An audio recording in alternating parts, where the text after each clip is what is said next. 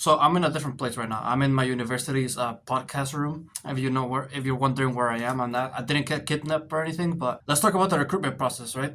Of filmmaking, right? So first of all, the first time I got recruited for to make a film was in my acting class, and it was like a workshop, but an acting workshop pretty much. And it was really simple, honestly. It was mostly just raise your hand to volunteer to work on this team. And since everyone works on different schedules, since we're all adults now, right? And we have more responsibilities. The director would choose like specific days that they're available. And if the actor was not available for that day, there would be like a variety of actors that he can choose from if it was not to their schedule, right? And so, before in that class, I would volunteer to the schedules that would benefit me the most. And I think I regret this process. If I were to be in that class again, which I am, if honestly, a workshop is severely underrated. I know I'm gonna go off tangent, and I'm not gonna go off tangent. Actually, I'll save this for another video.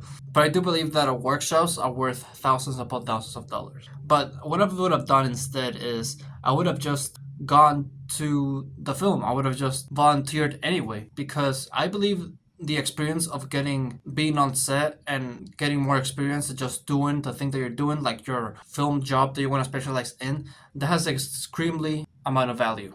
And I'll be willing to sacrifice things, like I'll be willing to call off my job. I'll be willing to skip classes just to go to a film set, because on the end of the day, what you're there for, what you're in school for, is to learn and get better at the job that you want to specialize in. And if you don't do that job, then how are you going to get better? It's one thing to learn it, but it's another thing to do it. And I think it's more important to do it than to learn it, because learning is just like a map. It's like seeing things more clearly. That way you can walk through it better. Whereas if you do like a workshop where you actually do the thing, that's like actually you walking it through that map. I know it's not a good analogy, but hear me out. And that got me thinking of my recruitment process, how I get to get people on my team, and how I can do things better. Right now, I've talked about this book before, but I've been rereading Never Eat Alone, because it's a book all about networking. And in this book, there are some strategies that are starting to apply. For example, taking names. For example, doing that cold call, which is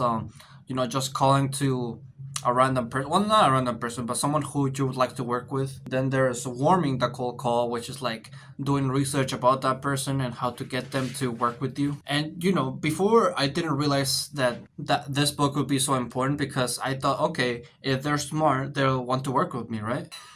I guess I had like a big ego, but yeah, I just thought that everybody wanted to work with me, that I was the shit, that if they work with me, they will be successful with me. But I haven't had the chance to work with anybody yet outside of class. I guess it's because, another reason is because most people want to work with their friends. And okay, these are the two criteria for, other people that want to work with others. Maybe it's not related to you. I mean, it could be you, but this is why I think and how I think teams are made. The first criteria is that people want to work with their friends. People like to be in a group, like in a tribe. If you want to do the analogy of the caveman days, people just want to stay in their tribe and not let other people in, because they don't know if they're friend or enemy. And yeah, I've been noticing this a lot, that most of the films that I've seen from groups have been from not like separate teams, but friend group, right? Like, and I don't want to be like that. I know I talked about before, but I want to be someone who switches on and off between different groups, if hopefully that's the case, because I feel like working with different people can allow for a diversity of creativity that could make me a better filmmaker. If I'm seeing other people's creativity from different people, then that'll translate over to me. Like, I'll get more creative through that. At least that's how I feel. And then the second criteria for what, like, people who want to work with you, is that you have to be good at it. You have to have like a massive portfolio and do things that are good and people think they're good. Yeah, I mean, of course, this is an obvious. If you're more credible, then of course people are gonna want to work with you. But the thing is, this is the same thing when it comes to like other jobs out there, where it's like, how can you become credible if nobody wants to work with you? And that's something that I've realized, is that, yeah, I think that I've done this before with like what's it called? Oh yeah, freelancing. I wanted to do video editing as a freelancer job, and I was like, okay, how do I become more credible? Okay, by getting a job, right? By getting hired. How do I increase my chances of getting hired? And the best way to do that is through already having projects that you worked with before. So I guess no matter what, you're gonna have to start by yourself. You're gonna have to do some sort of work by yourself because people wanna see the work that you do. They wanna see that you can do good and provide for their film. And the only way to do that is through doing work yourself because others don't wanna work with you when it comes to your first. It's like the same thing when it comes to the new guy at your job, right? Nobody wants to teach the new guy. No, I'm not saying that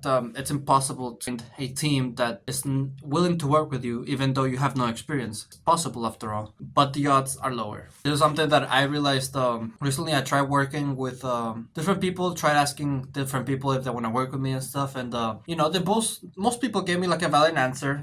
They have busy schedules and everything, and they're busy, they have more projects, they have school, right? But I don't know, I felt like this might just be my personal opinion, but I feel like they didn't want to work with me because of a certain reason, maybe because I like the skill or something, or maybe I'm not just a good person to work with. I don't know, but yeah, I just got rejected several times, and that made me think, okay, well, what am I doing wrong? I don't have that much credibility. Okay, let's work on that. If I don't have that much credibility, how can I improve on that? Okay, I have to make films by myself. Okay, can I act on those films? Probably not. I'm just a one-man group. But yeah, last film that I made by my own team. Let's talk about now how I recruited the Weather Be Scene 5, which is the film that I made by myself. Well, not by myself, but like without people who are filmmakers, pretty much. Literally, I just worked with my best friend, my girlfriend, and my brother. That's the people who worked on this project. And it was just as simple as this. Hey, would you like to help me with this? They probably just did it because they care about me and stuff, and I do appreciate it. But since they're not really film majors and professionals, they lacked the experience and excitement and commitment.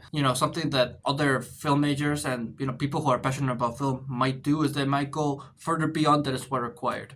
I noticed that my friend, my best friend, and also my girlfriend just wanted to do the bare minimum. I remember there was this one time on set where we had a good take, but it was just like the second take, and I wanted to get a variety of takes, right? And she said, "Oh, that was a good take. Are we done with this shot now?" And I was like, no, I want a variety of performances. There's a lack of film experience and knowledge. Whereas if you work with film majors, that's obviously not going to be the case. However, I do think that the odds of you getting a team with people who aren't also experienced as filmmaking, and like maybe it's like your people who are close to your life, like your friends and family and stuff like that, I feel like the chances of them saying yes and helping you with the project are much higher than other people, pretty much, of students after all. And so I actually recommend this. I recommend you ask people around your area that are close to you to help you with your film. Sure, they're gonna be inexperienced, but you always have to see things as positively. Sure, they might be inexperienced, and the film that you make might not be to your creative vision. Mine sure wasn't, but I sure did get experience, and they got experience. So if I work with them again, I know what to look for in order to make them improve, in order to make them better filmmakers, even though they're not filmmakers. I think I would have have a better, like a bigger crew, and I would have been director instead of actor, instead of trying to be both director and actor.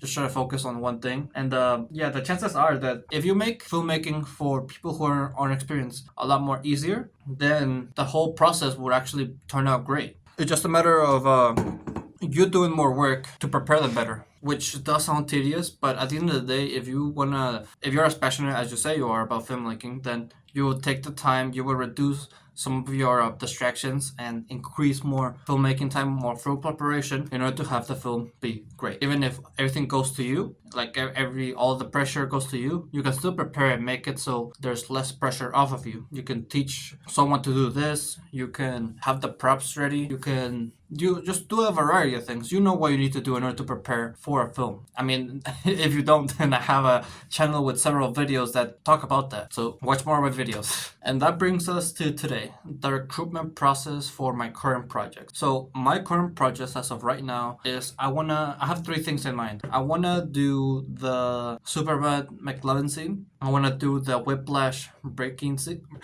The Breaking Bad scene. The Whiplash Breaking Bad scene. Now I wanna do the Whiplash breakup scene, and then I also want to do the Across the Spider-Verse scene where Gwen meets Miles' parents. Three projects based on an already made movie. I want to do these so I can get more experience on being on set, and maybe get experience also directing before I start writing something myself, because I know it's whole lot different when it comes to writing.